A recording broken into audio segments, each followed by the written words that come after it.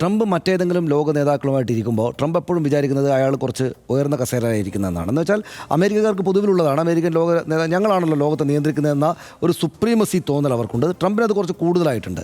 ഇപ്പോൾ എൻ്റെ ഫ്രണ്ടാണ് എന്നൊക്കെ നരേന്ദ്രമോദി പറയുമ്പോഴും ട്രംപിൻ്റെ ഉള്ളിൽ അറിയാം ഞാൻ ഇയാളെക്കാൾ ഇന്ത്യയേക്കാൾ ഉയരത്തിലാണ് നിൽക്കുന്നതെന്ന്. അത് ആ ഘട്ടത്തിൽ അത് മനസ്സിലാകാത്ത ആളുകൾ, ഇപ്പോൾ BJP-കാരായിട്ടുള്ള ഇവിടെ സോഷ്യൽ മീഡിയയിലൊക്കെ എഴുതുന്ന ആളുകൾ ഇപ്പോൾ അമേരിക്കയെ നന്നായിട്ട് വിമർശിക്കുന്നുണ്ട്. അവർ മാത്രം ഓർഗനൈസർ പോലും ലോകം എഴുതി, ഓർഗനൈസർ ഇത്രയും കാലം എഴുതാതിരുന്ന ഓർഗനൈസർ പോലും ഇപ്പോൾ അമേരിക്കക്കാരെ ഒരല്പം വിമർശിച്ചുകൊണ്ട് എഴുതി തുടങ്ങി. അപ്പോഴും ശക്തമല്ല അത്. അപ്പോൾ എന്താ സംഭവം?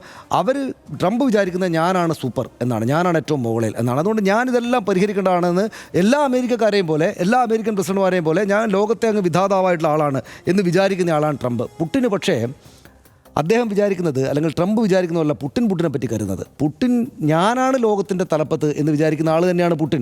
വ്യക്തിപരമായിട്ടാണെങ്കിലും സ്വന്തം രാജ്യത്തിൻ്റെ വലുപ്പം കൊണ്ടാണെങ്കിലും.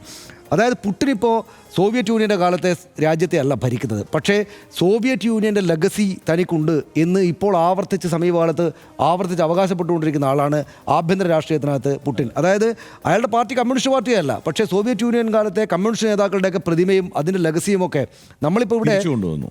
RSSും BJPയും ഒക്കെ ഹിന്ദുത്വ ഐഡൽസിനെ ഇങ്ങനെ ഉപയോഗിക്കുന്നത് പോലെ അവിടെ കമ്മ്യൂണിസ്റ്റ് പാർട്ടികളുടെ ഐഡൽസിനെ ഉപയോഗിക്കുകയാണ് പുട്ടിൻ ചെയ്തുകൊണ്ടിരിക്കുന്നത്. അപ്പോൾ പുട്ടിനും തന്നെപ്പറ്റി കണക്കാക്കുന്നത് കുറെ കൂടെ ബുദ്ധിയുള്ള, ശേഷിയുള്ള, ലെഗസിയുള്ള നേതാവായിട്ട് തന്നെയാണ്. ട്രംപിനെ പരിഹരിക്കാവുന്നതേ ഉള്ളൂ എന്ന് മനസ്സിൽ കണ്ടാണ് പുട്ടിൻ ഇദ്ദേഹത്തെ ഈ മീറ്റിംഗിൽ വിളിച്ചത്. തുടങ്ങിയ ആളാണല്ലോ, ചാരനായി പണി തുടങ്ങിയ ആളാണ്. അതുകൊണ്ട് സ്വാഭാവികമായിട്ട് ഇതെല്ലാം അറിയുന്ന ആളാണ്, കുറെ കൂടെ സമർത്ഥനാണ്. മറ്റേയാളെ പോലെ ഈ ഡയലോഗ് അടിയല്ലല്ലോ മൂപ്പരുടെ കാര്യം. അതുകൊണ്ട് ആ കാര്യത്തിൽ കുറച്ചുകൂടെ തന്ത്രപരമായിട്ടുള്ള പോയിന്റുകളുമായിട്ടാണ് പുട്ടിൻ വരുന്നതെന്ന കാര്യത്തിൽ യാതൊരു സംശയമില്ല. പുട്ടിൻ തന്നെയാണ് ഇതിന് മുൻകൈ എടുത്തിരിക്കുന്നത്. പക്ഷേ പുട്ടിൻ പോയിട്ട് നേരത്തെ ഹർഷം പറഞ്ഞതുപോലെ, നമ്മൾ ഡാറ്റാ ഷീറ്റിൽ കണ്ടതുപോലെ, ഈ അവരുടെ പരിപാടിക്ക് പദ്ധതിക്ക് ഇങ്ങോട്ട് വഴങ്ങാനൊന്നുമല്ല വരുന്നത്. ട്രംപ് ഇപ്പോഴും അവകാശപ്പെട്ടുകൊണ്ടിരിക്കുകയാണ് ഈ ഇന്ത്യ പാകിസ്ഥാൻ പ്രശ്നം ഞാനാണ് തീർത്തത് എന്ന്. നമുക്ക് ശക്തമായിട്ട് നിങ്ങൾ മിണ്ടാതിരിക്കണം കേട്ടോ എന്ന് പറയാൻ നമുക്ക് പറ്റുന്നില്ല. ഇവിടെ അങ്ങനെ ഒരു ഡീല് നടത്തിയിട്ട് ഞാനാണ് കേട്ടോ ഈ കാര്യങ്ങൾ പരിഹരിച്ചത് എന്നൊരു അവസരം എന്ന് അവകാശപ്പെടാൻ ട്രംപിന് അവസരം കൊടുക്കില്ല പുട്ടിൻ എന്ന് ഉറപ്പാണ് എനിക്ക്. ഇത് ആ നിലക്ക് ഈ യൂറോപ്യൻ യൂണിയൻ്റെയും മറ്റു നിരീക്ഷകരൊക്കെ സംശയിക്കുന്ന കാര്യങ്ങൾക്കായിരിക്കും പ്രസക്തി എന്ന് വിചാരിക്കുന്ന ആളാണ് ഞാൻ.